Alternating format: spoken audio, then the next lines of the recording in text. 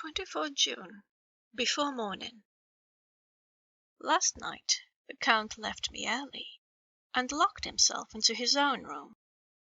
As soon as I dared, I ran up the winding stair, and looked out of the window, which opened south. I thought I would watch for the Count, for there is something going on. This Sgani are quartered somewhere in the castle, and are doing work of some kind. I know it, for now and then I hear a far-away, muffled sound as of mattock and spade, and, whatever it is, it must be to the end of some ruthless villainy. I had been at the window somewhat less than half an hour, when I saw something coming out of the Count's window. I drew back and watched carefully, and saw the whole man emerge.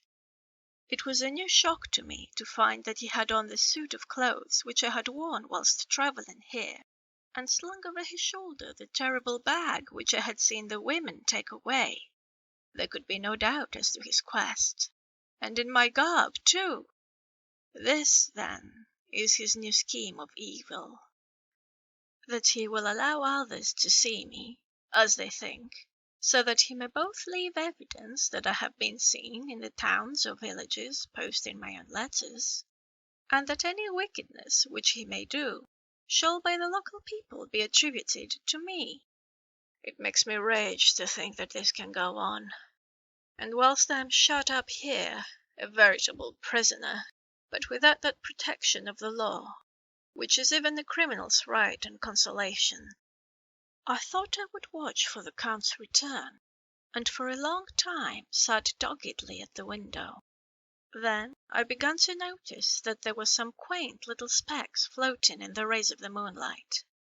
They were like the tiniest grains of dust, and they whirled round and gathered in clusters, in a nebulous sort of way. I watched them with a sense of soothing, and a sort of calm stole over me. I leaned back in the embrasure in a more comfortable position, so that I could enjoy more fully the aerial gambolling.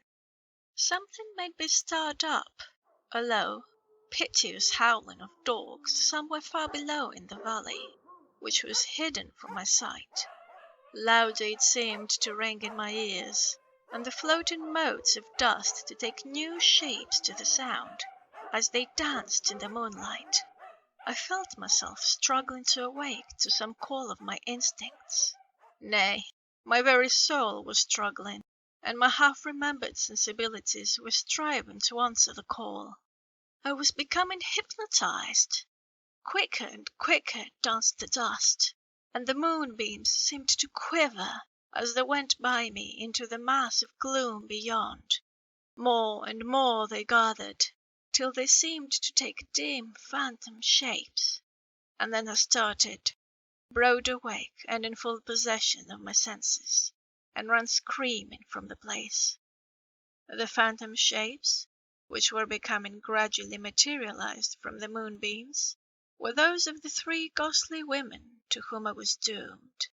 I fled, and felt somewhat safer in my own room, where there was no moonlight, and where the lamp was burning brightly. When a couple of hours had passed, I heard something stirring in the Count's room, something like a sharp wail, quickly suppressed, and then there was silence, deep, awful silence, which chilled me.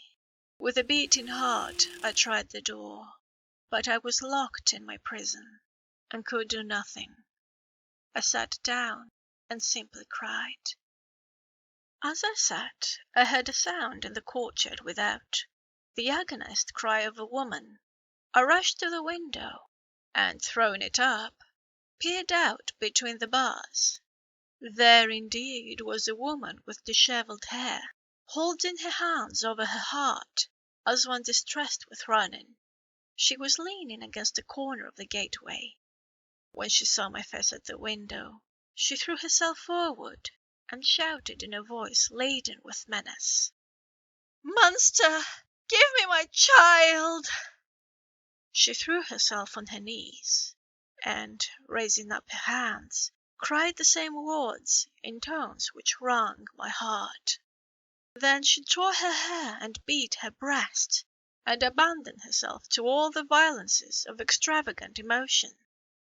Finally, she threw herself forward, and, though I could not see her, I could hear the beating of her naked hands against the door.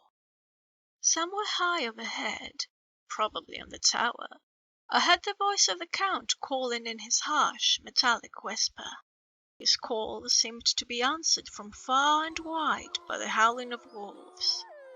Before many minutes had passed, a pack of them poured, like a pent-up dam when liberated, through the wide entrance into the courtyard. There was no cry from the woman, and the howling of the wolves was but short. Before long, they streamed away singly, licking their lips.